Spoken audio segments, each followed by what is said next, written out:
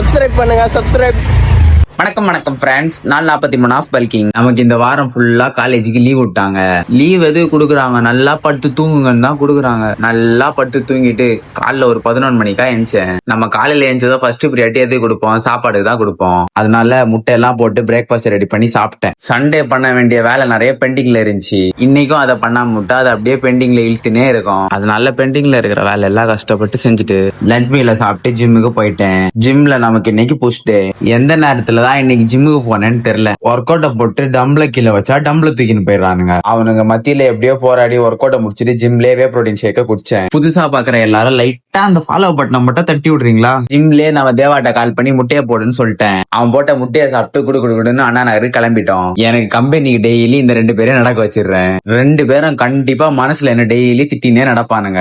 அப்புறம் என்ன பேசிட்டு ஒரு 1/2 மணி நேரம் நடந்துட்டு அண்ணன் கடையில ஒரு டீயை போட்டு வீட்டுக்கு போய் தூங்க போயிட்டேன். பாய்.